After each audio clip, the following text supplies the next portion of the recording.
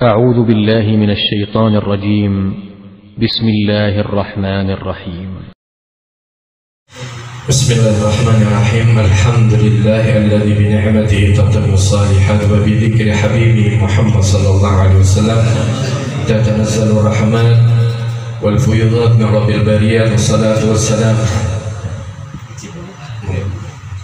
على سيدنا وحبيبنا وشفيعنا وقدوتنا ونور قلوبنا سيدنا محمد مفتاح باب رحمة الله عدد ما في علم الله. صلاة وسلاما دائمين بدوام ملك الله وعلى آله وصحبه ومن والاه. أما بعد، معاشر الحبائب والحاضرين ورحمكم الله. Alhamdulillah wa syukurillah, baru saja kita menyaksikan prosesi akad nikah yang begitu sakral, yang insya Allah disaksikan oleh para malaikat sama, dan mereka juga ikut mendoakan apa yang kita ikut mengamini apa yang kita doakan. Mudah-mudahan menjadi satu bentuk kedepannya lebih baik lagi dan membuka lembaran baru dalam suasana yang bahagia, yang cerah, yang dibukakan oleh Allah Subhanahu wa taala mawaddah warahmah wasakinah. Dan mudah-mudahan Allah mengeluarkan dari keduanya anak-anak yang saleh dan salehah, membanggakan dan dibanggakan oleh baginda Nabi besar Muhammad SAW, dan begitu juga orang tuanya. Amin ya rabbal alamin. Ma'asyiral hadirin rahimakumullah, di dalam sebuah ayat Allah Subhanahu wa taala berfirman, Ya ayuhan nas ittaqu rabbakumul ladzi khalaqakum min nafsin wahidah wa khalaqa minha zawjaha wa batha minhuma rijalan katsiran wa nisaa'a wattaqullaha alladzi tasaaluna bihi wal arham innallaha kana 'alaikum raqiba. Ya ayuhan nas, wahai manusia, bertakwalah kalian kepada Allah. Seringkali Allah Subhanahu wa taala di dalam Al-Qur'an menganjurkan dan mendorong hamba-hambanya untuk selalu berpegang teguh dengan tali ketakwaan. Dimanapun dan kapanpun, dalam keadaan apapun, jangan sekali-kali meninggalkan arti takwa kepada Allah Subhanahu wa taala, karena ini merupakan satu jalan menuju keridhaan Allah. Ketika kita di dalam suatu acara prosesi pernikahan, dan di situ di dalamnya jauh daripada kesan-kesan kemaksiatan, jauh daripada hal-hal yang menyebabkan diangkatnya barakah dan tertolaknya rahmatnya Allah Subhanahu wa taala, maka acara tersebut bisa dipastikan mengandung keberkahan dari Allah Subhanahu wa taala. Begitu juga bukan hanya di dalam pernikahan, tapi kelanjutannya bagaimana ketika membina rumah tangga. Allah Subhanahu wa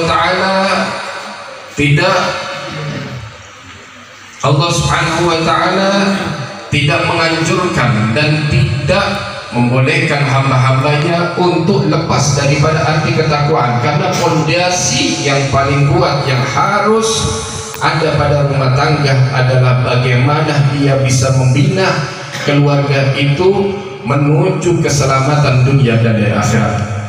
Ketika diajarkan agama dan mengetahui tentang agama, maka insya Allah rumah tangga itu rumah tangga yang sakinah mawaddah dan rahmah, mendatangkan keberkahan, ketenangan, ketentraman, dan kesejukan di dalam rumah tangga itu.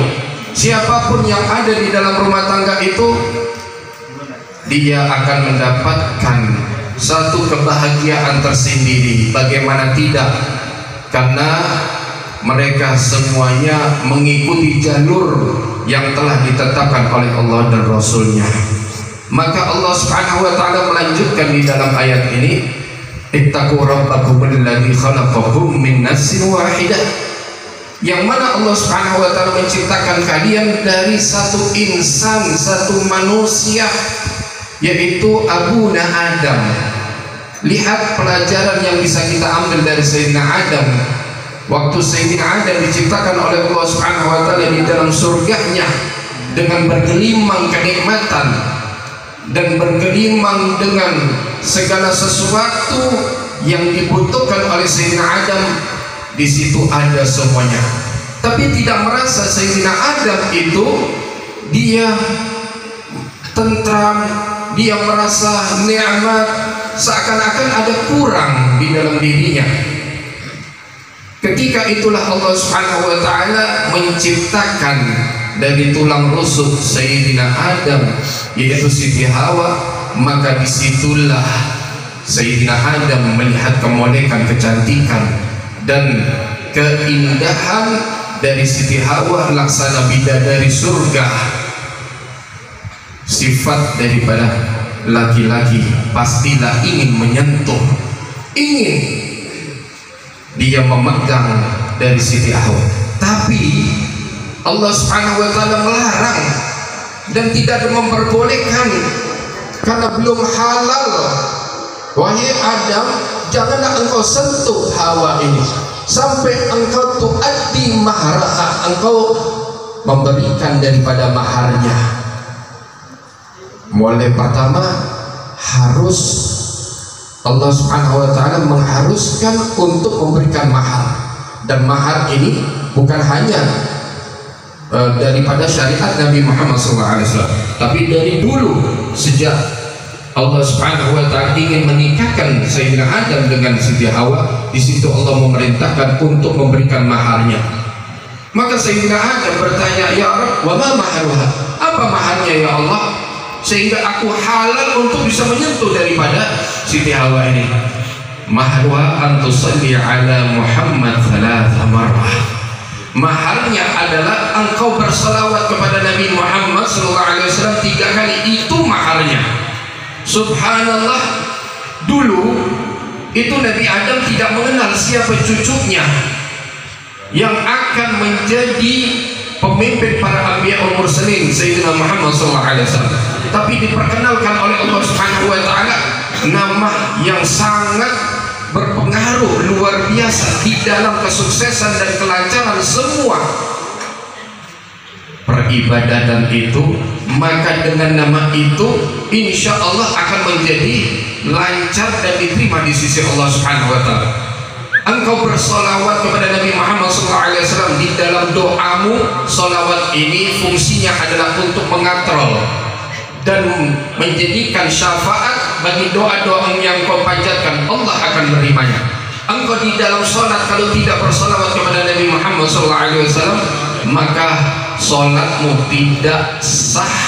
Kalau kita di tahiyatul akhir atau ketika mengucapkan Allahumma salli ala Sayyidina Muhammad, maka tidak sah kalau engkau tidak bersalawat kepada Nabi Muhammad. Jadi Nabi Muhammad SAW ini terikat dan terhubung terus kepada umatnya. Begitu juga Sayyidina Adam. Maka bersolawatlah Sayyidina Adam 3 kali, menjadi halal baginya untuk disentuh oleh Sayyidina Adam. Dari situlah Allah Subhanahu wa taala mengeluarkan anak cucu Nabi Adam dan akan kembali pula kepada Allah Subhanahu wa taala dengan sebaik-baiknya. Karena itulah ma'asyiral hadirin, fungsi daripada pernikahan itu adalah bukan hanya pelampiasan nafsu belaka. Karena kalau hanya pelampiasan nafsu belaka tidak ada bedanya dengan binatang. Tapi di situ ada yang paling penting, yaitu melaksanakan daripada sunnah baginda Nabi Muhammad SAW, dan dia sudah menyempurnakan syatrul ini, separuh daripada agama sempurna.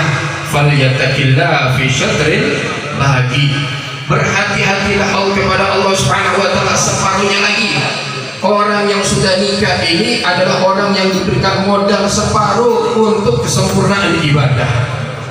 Makanya yang belum nikah cepat-cepat nikah, ya, jangan ditunda-tunda lagi, karena ini hari sudah akhir.